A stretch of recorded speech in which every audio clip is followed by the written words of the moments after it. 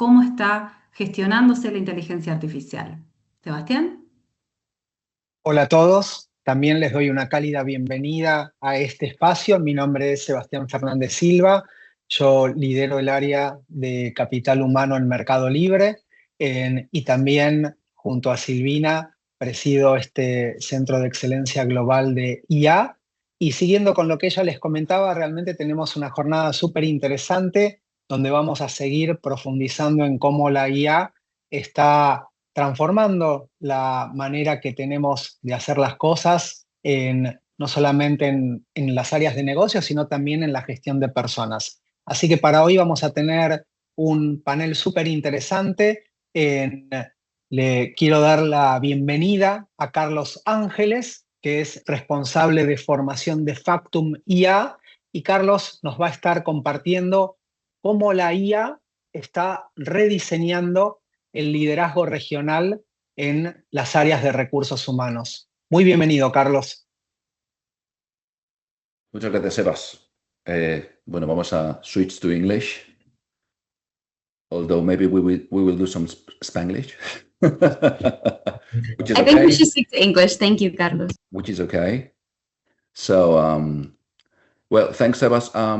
It's going to be a short but intense speech. So much is happening on the AI space. We all know. The point is, there's so much noise. There's so much information that it's really hard to, number one, understand, process, and I would say filter out what is really relevant and what is just not relevant. And the point is, we want to just lean on the talent management. We want to understand how AI will change the world that we live on and how we work. So this speech will have 3 parts. First part is how artificial intelligence will change work and talent management as we know it. The second is what are the dimensions of change. Not yet. No, I'm not sharing screen yet. All right. And the third is, let's say, a playbook. So if I had to start with artificial intelligence today, what would be my first steps? Okay, because as you can imagine, if you believe you are behind, you are late into this party. Believe me, you are not. Okay. Still, there's so much to discover, so much to understand, and so much to just experiment and explore. All right. Now I'm gonna just share my screen. Please let me know. Yeah. All right, here we go. So this is just the tiny script of how to just hold this speech and try to bring some clarity and lighting on this space about artificial intelligence. And let me start saying that in this title, there's a lot of information there hidden. Number one, we're talking about transformation using AI as a vehicle. So we are now understanding that when humans start using artificial intelligence, they change. They change spontaneously. They change because they want to. We don't have to push them.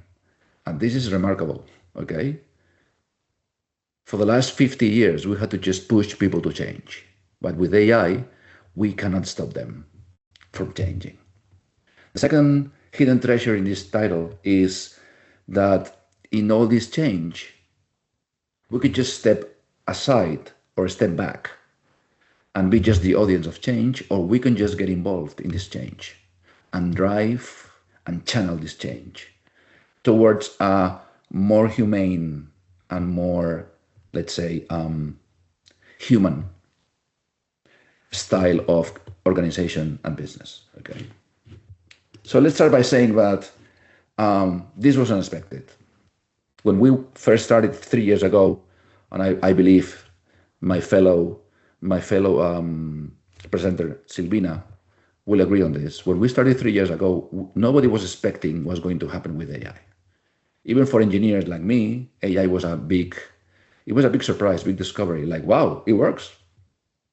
I can speak with it. Okay. But we could not understand that when you change the tool, you change the small steps you take to make any task. This change starts individually. So I learn AI, I start training myself, I explore, I use, I adopt. But ultimately, I don't work alone. So there must be some interaction with my fellow colleagues, people I report to, people outside of my company, could be suppliers, could be customers. But anyway, AI will be omnipresent. It will be everywhere. It already is, but we will just notice.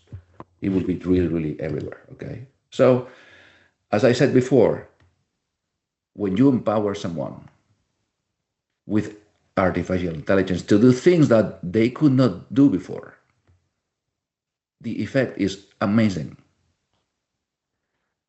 I was listening to people saying, and I quote, "You changed my life. I could never believe I could be creative again." Because when we're kids, we are creative. We feel creative when we're kids, but we're grown-ups and we lose this connection with, I can just do new things, right? So artificial intelligence is empowering in terms of, number one, I can change things. I can do things differently as in better. But also, and I quote again, I heard someone say, you know what, with AI, I can do the job of my boss. Ultimately, my boss is just collecting information, curating the information and scaling the information. And you know what, I don't need my boss. I can do it myself. And she was pretty right. So the way we just organize teams, the way just we manage the collective knowledge inside one team or one organization will change dramatically, right? So let's go into this. All this effect on humans is something that goes beyond, number one, level of skill. Number two, age. Number three, language, generation, or background. This is happening for engineers, lawyers, finance people across the whole organization, okay? And this is something that should keep us aware that this tool is connecting departments and connecting professionals that before they could not understand each other, okay? So you can generate a dashboard without being an engineer. You can generate a business report without being a finance person. So this is really like dismantling and destroying the barriers to communicate and understand what's going on in the other office. Anyway, it's not only for people. I think we all understand now that in the near future, when I say near, I mean near. Any company not using AI will be just out of the game. And by the meaning out of the game is really relevant because you will not be able to compete with your adversaries if you don't use AI. The difference will be just far too great. And your company will have to just mutate into another species to be competitive. You will change workflows. You will change how you manage the knowledge of your company, the know-how of your company, how you address challenges of communication and responsibility and acknowledge different grades of hierarchy inside your organization. And this will just find out as you adopt AI. When you climb Mount Everest, you can see what you left behind, but you cannot see what's on the summit. So as you adopt artificial intelligence, you start seeing these things like, oh, this company is going to change a lot. I don't need this department. My team should be someone from finance, someone from sales, and someone from research and development. So there's a big earthquake shaking the company. Okay. Well, I have to say that when I speak with C-level executives about how do you imagine your company in 3 years from now,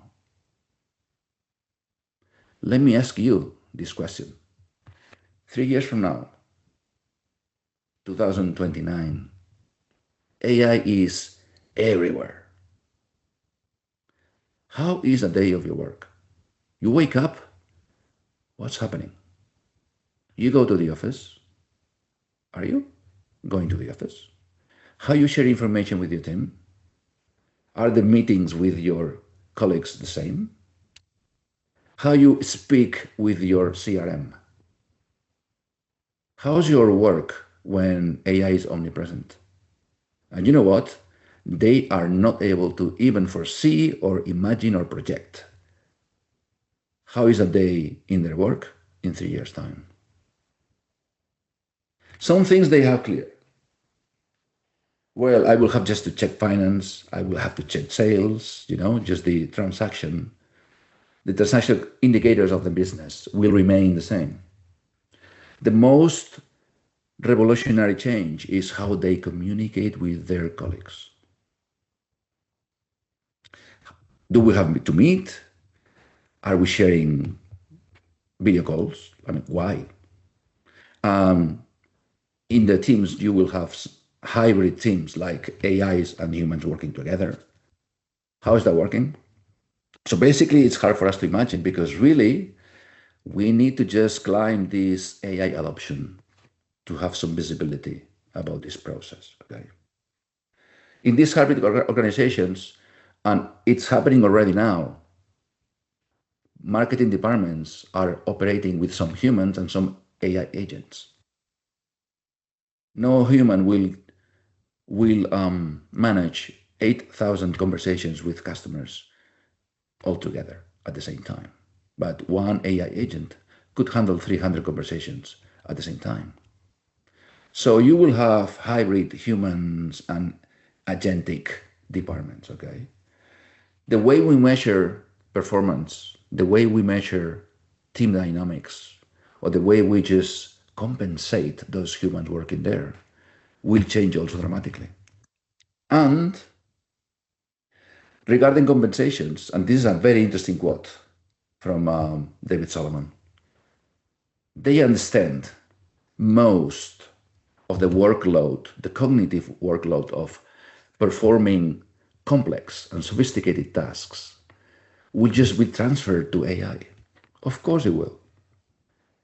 But what is that 5%, this X factor, which is 100% human? What is that? Where it is?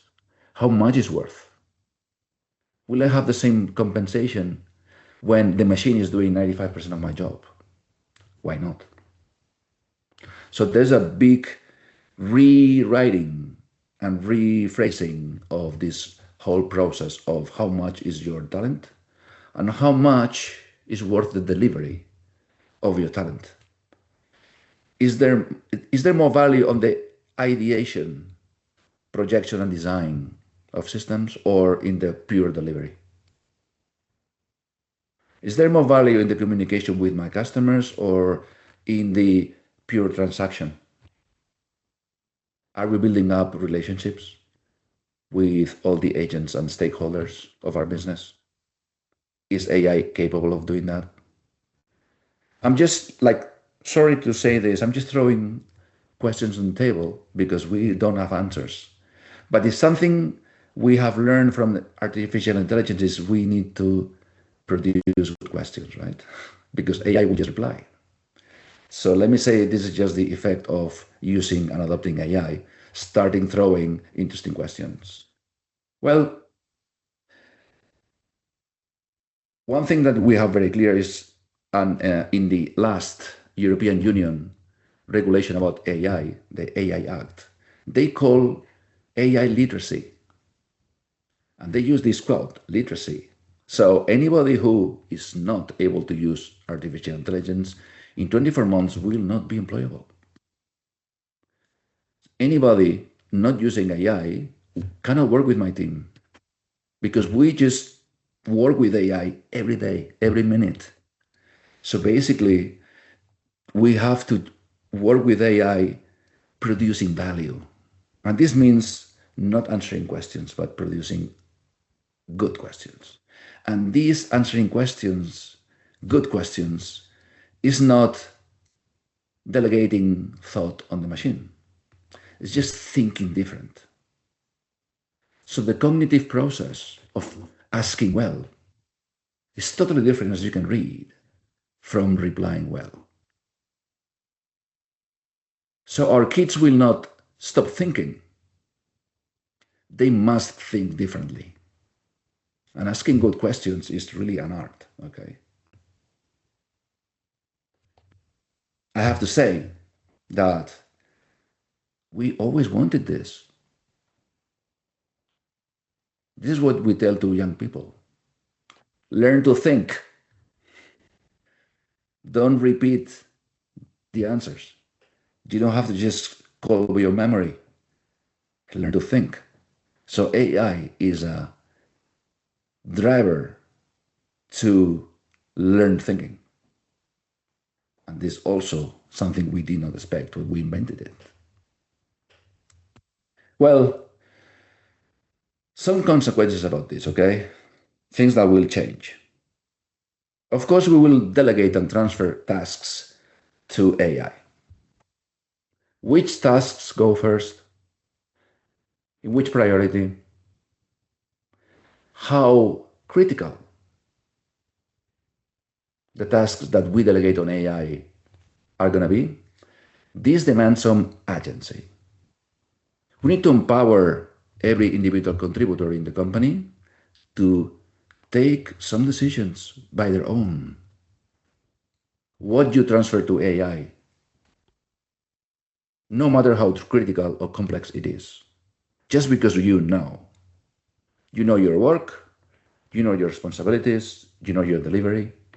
So just you have map your tasks and rank and decide which ones are going to be transferred to AI. The sooner the better, okay? So sometimes adopting or learning AI is not just learning how to prompt. Prompting is okay, but what you transfer to AI should not be random. In which order and which priority should not be improvising. So we need to provide everybody in the company some agency and some tools to take the right decisions with some freedom of act, okay? Well, there will be some new roles in the company, as you can imagine. Well, YouTube brought us YouTubers. Instagram brought us influencers. As I call them, professions that I cannot explain to my grandmother.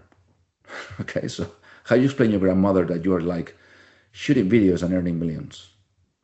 She would never understand, okay? So there are some roles coming which will be totally different from what we know. But there's something that we understand. The new roles will be less technical than we expected.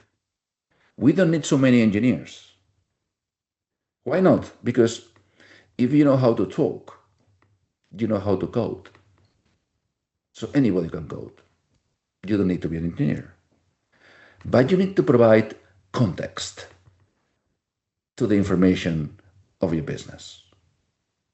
As you can read here, the knowledge, as an example, the knowledge context of a hospital cannot be provided by an engineer. It must be a doctor.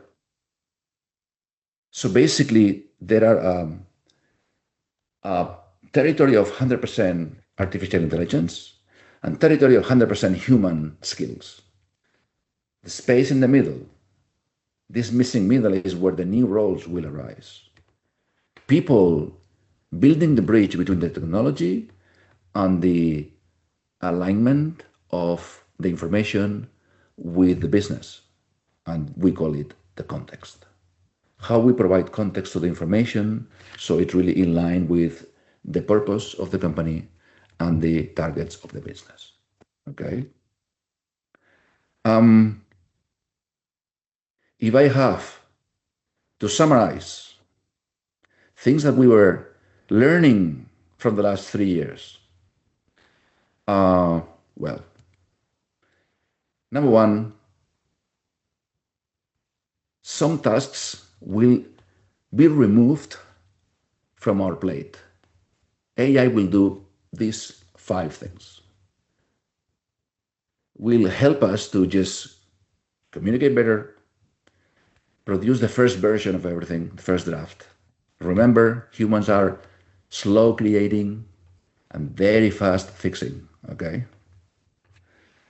How we learn, how we just connect and interrelate data, different formats, silos of information, how we analyze and get insights from information. This is something that we will stop even wasting a minute of our time.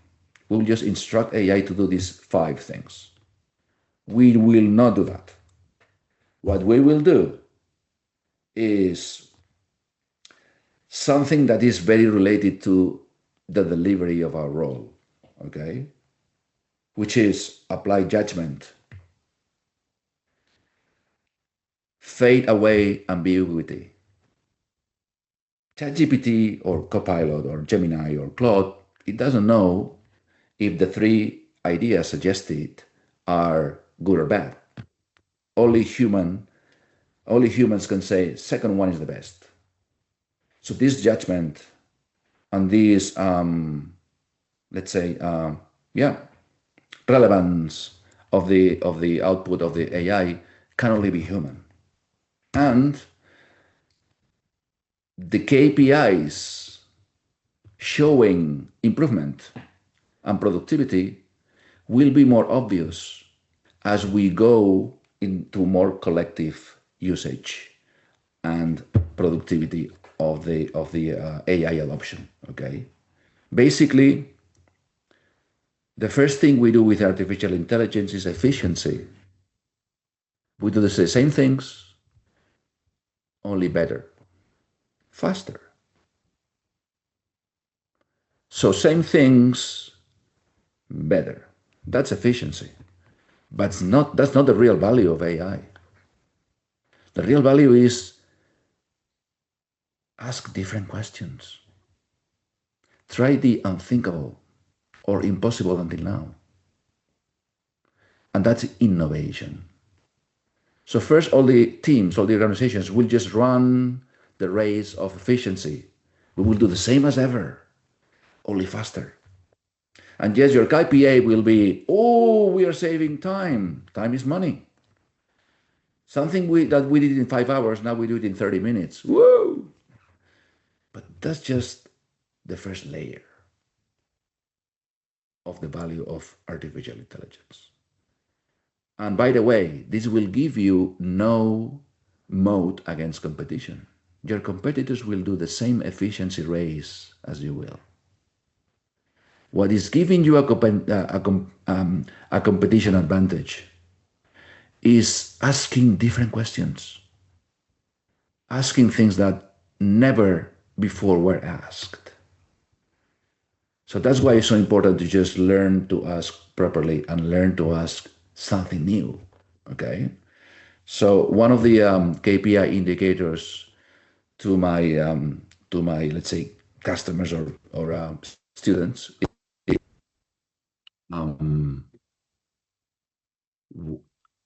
what have you asked new in the last week? What impossible thing did you ask AI that you never asked before? And what was the outcome? Okay. So we started with the tasks that will disappear from our desk. We started with the people, like you just start adopting that. And the team, which is like, okay, we just work together with AI. But how about the organization? Well, sorry to say, but it's a bit too early to say anything conclusive. We had no time yet to see throughout a whole organization implementing, adopting, and implanting AI deep in the core process of the business. Okay, but just because we're still working on that, I would say human resource has the responsibility of monitor and be the wingman of all this process. Okay, so we want to generate a new business, more competitive, asking new questions, empowering people to formulate those questions, inviting them to reinvent their job, because the compensation will also change dramatically. This is something many executives ask me. Which AI is the best one? And the right answer is any of them is. Just compare the software running in your company today. So you have your all-purpose transversal software. It might be Sylvinas, it could be Microsoft Office. And the Microsoft Workspace, the Microsoft environment is transversal. Everybody has to send emails. Everybody has to make some spreadsheets or some PowerPoint presentation. But if you go to the accounting department, human resource department, marketing department, they have other softwares also running and active for the specific use and use case of their department. Not only that, if you have a research and development team or department, they might also use very specific, secure, and cyber secure softwares for the delivery. So basically today, there are many softwares coexisting in your company already. Some of them all-purpose, some of them specific, some of them strategic. With AI, it will happen the same. You need a transversal AI for those 5 big uses of artificial intelligence. You need some specific AIs for certain uses like visual asset generation for marketing, or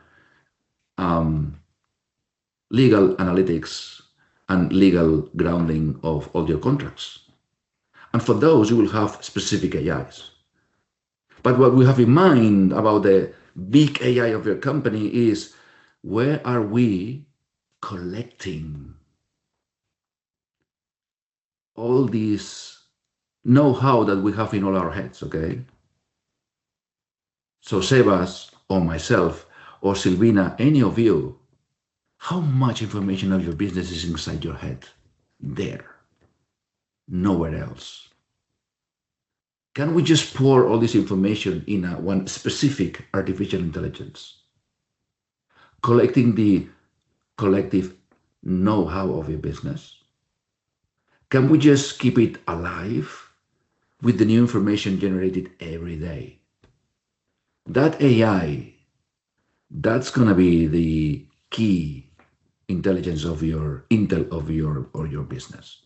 That's not going to be a commercial AI. That's not going to be a specific AI. It's going to be your own AI, built and raised and grown by you, by your organization. And that's going to be the key, the most valuable treasure in your organization, your know-how. So all this will coexist. And sooner or later, we will see this. We will see just generating and evolving inside your organization, okay? Okay, just let me finish with some takeaways, okay? I will just to summarize.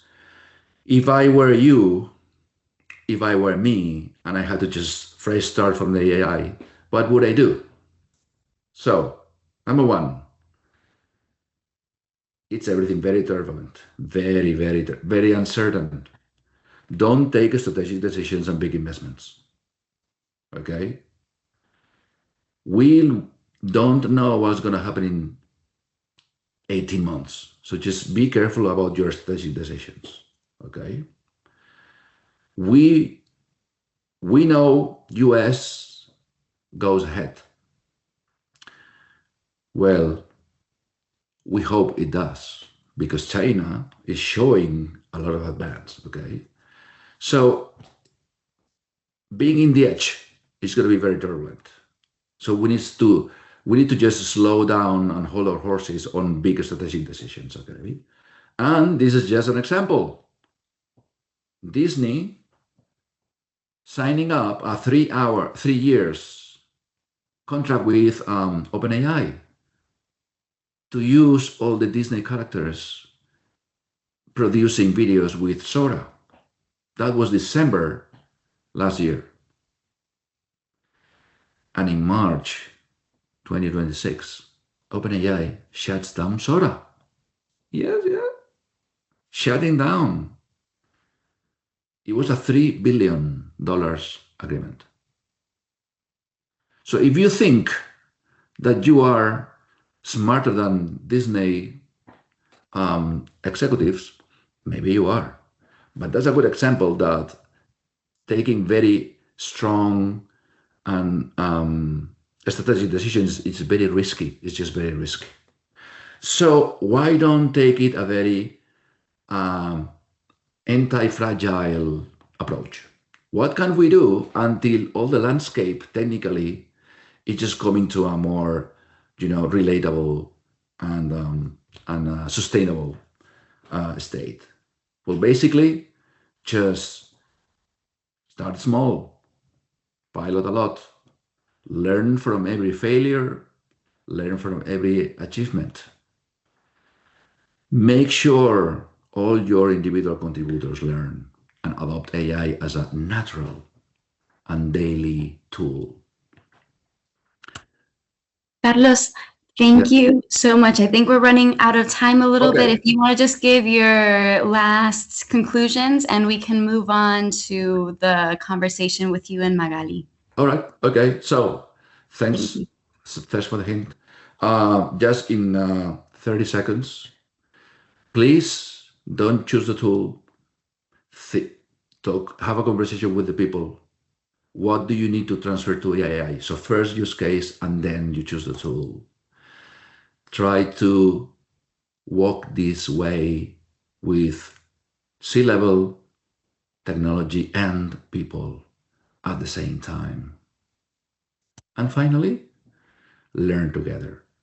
AI has no operating manuals, so just learn together, share what works and what's not working.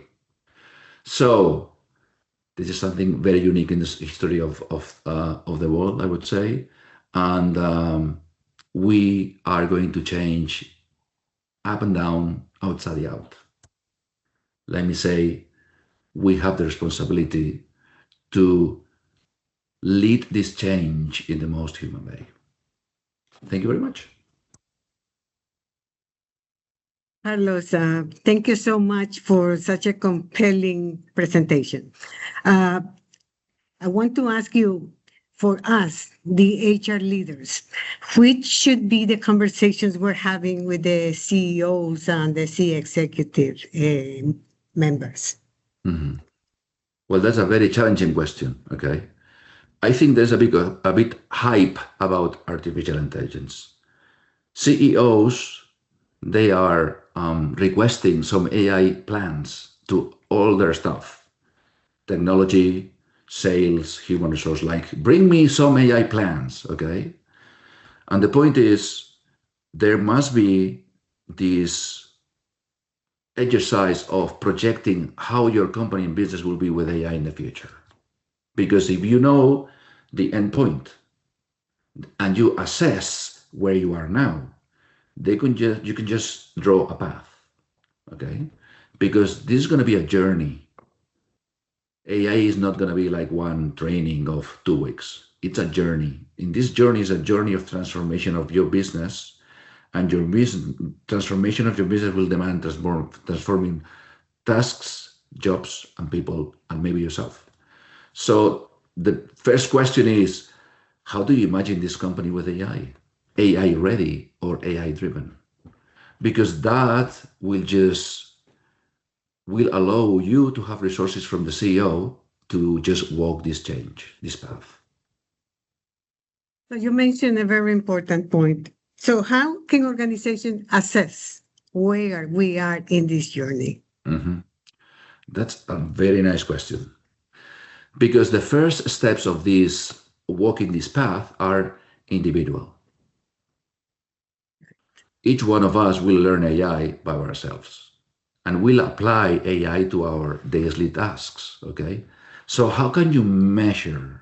What are the metrics of how much I use AI? Or, I don't think that's the right question. How much I'm transforming my job with AI, which is how many tasks are being transferred to AI and I do other things. I don't execute, I supervise. And I have some free time to do other tasks that I could not do before. So you have to just understand and measure how much each individual contributor is transforming their job, okay? Again, the first thing will be efficiency. So 50% of my time I was involved in contacting customers or checking accounting. And now these percentages will just change dramatically. So go first one by one, and then go for the team, and then go for the organization, okay? So the higher you go, the more collective, the closer the metrics will be with financials, profit, EBIT, and money, if you will, okay? And the more individual the metrics is more adoption, how you change your behavior, how you learn. Okay? Great answer. In HR, we're always focused on developing talent. Mm-hmm. So, which is the skill set that managers should have when we are working for an AI-ready organization? Well, if we are redefining what work means, what does work mean? Okay, there's just the next question is, what does managing mean?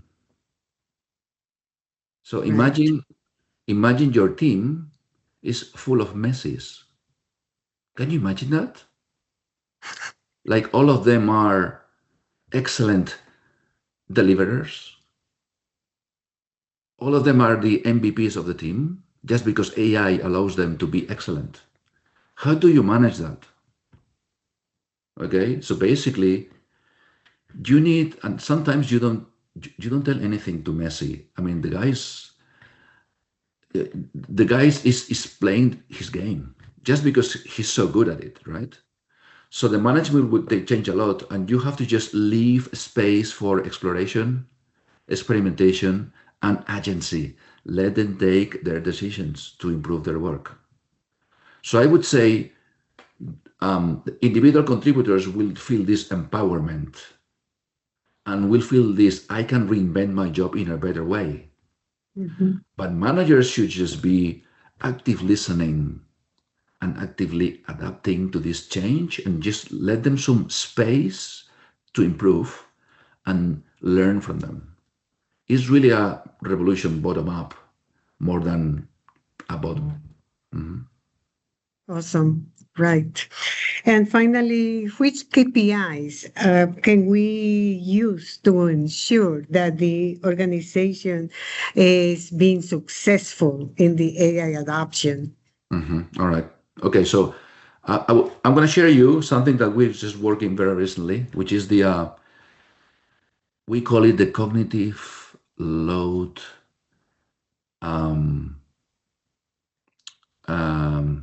cognitive load index, okay, which is when do you decide that AI will do that instead of you, okay? 3 factors. Number 1, how hard was doing that task before AI? 1 to 5. How much effort did you use to deliver, perform that task? Factor number 2, how much is the effort to deliver that task with AI? And the third one, how much what AI produces you have to rework? Because if you have a lot of effort before, very, very small effort now, and you only have to edit 5% of the AI outcome just because you ask better, that task will surely go to AI. You will never do that task again. So that's the metric we use with individual contributors. You try to delegate something to AI.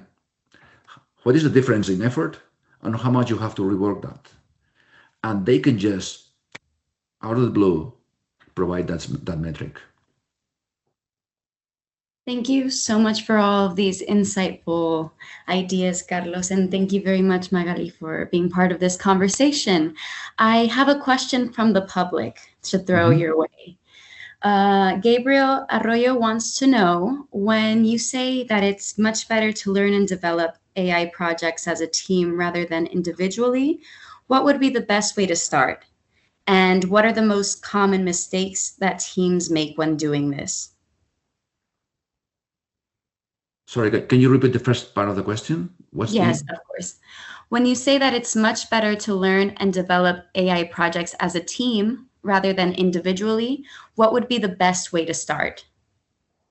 And what are the most common mistakes? Well, normally when a task is spread out or delivered by a team, you are always assigning parts of it at different members of the team, right? So basically, it's when you play a game in a team, somebody in the team is doing something with the same target and the same focus, okay? So I would say the best strategy always, it's let them save work one to each other, okay? So normally, this empowerment of AI allows them to have a conversation like, with AI, I can do that in 30 seconds, I'll do it. So let them interact and just, let's say, split the task in different pieces. They will just assign these pieces to each one in the team, and they will try to just bring out the puzzle together very soon, okay? So just let them work together, the task. Hence, you have to just adapt and let them work. That's the most powerful approach. What is the problem, or what could be the downfall of this? Okay, the downfall of this is when you have the list of tasks that you do during the week, you need quick wins early. So you need to map your task in which of them will be easier to transfer to AI, which of them will be less complex to have a positive outcome from AI. And third, how much time are you saving? How much resources are you saving for this? So you have first to sit down and think about all your tasks and make a ranking of which are more suitable to transfer to AI, so you have quick wins. Because as you have quick wins, people learn, you encourage yourself, and then the change speeds up. So do your homework, map your tasks, prepare this ranking: complexity, cost, resources, efficiency, and then start achieving your quick wins to speed up the whole process. Thank you, Carlos. That's very interesting. Magali, I don't know if you have any thoughts on this as well that you would like to chime in. If not, we have another question. I would just say common problems or issues that I see is basically people thinking it's an IT project and not project that should be for all the organization. And second, if there is not an executive sponsor, that is critical in order to be successful. Great. Thank you. Well, the next question that we have is, how is the geopolitical landscape shaping the future of AI? And what does this mean for organizations? How much time we have got? We have some 5-6 minutes, so we might have to wrap up with this question, but Okay, I would love to hear both of your thoughts. I think it's a really interesting one. All right. Okay, there's some, let's say, big attractors. This is like a universe, and you have some black holes and stars attracting the whole landscape, okay? One big attractor, it's been innovation. So this constant innovation needs a lot of investment.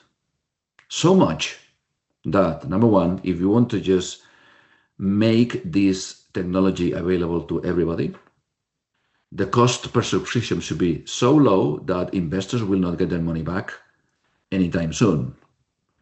Hence, that's why you have OpenAI going public, Anthropic going public, because they need money, okay? So the power of investment is so huge that they will have to just monetize, get some money back in certain ways, okay?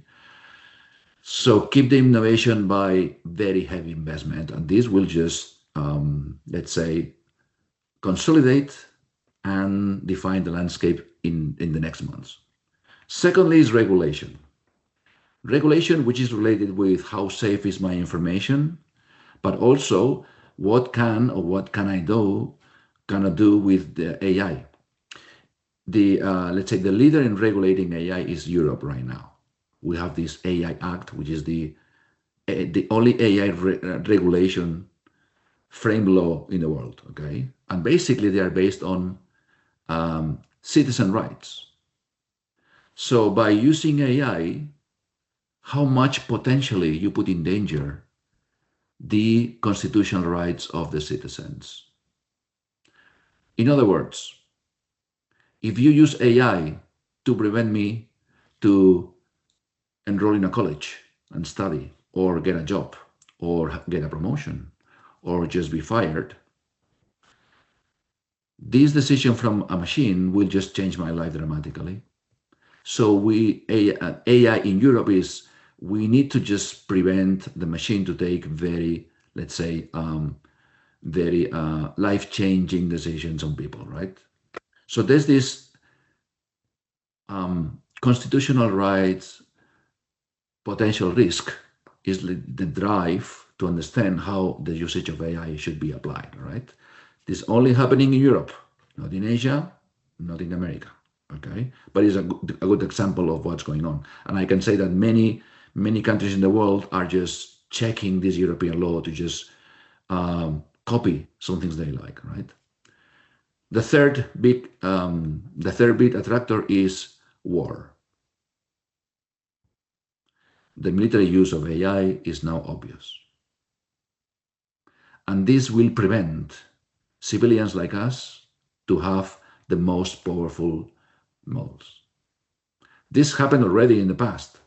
Leonardo da Vinci, in the Renaissance, was paying his bills, building up war machines for the masters of the Italian cities. This is happening also again in the artificial intelligence landscape, okay?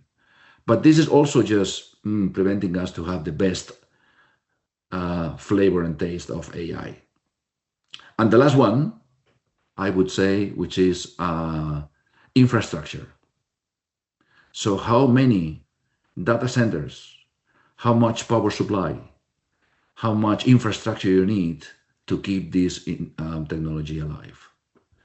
And that's also just, we're just exploring and we're experimenting about this field, okay? So these big attractors will just define how much AI is available, how much does it cost, how powerful we can access to these models, and what's going to be the usage for our business, mostly related with people more than invoices or our bill of materials. And let's say these big forces will just shape what's going to be the near future for AI.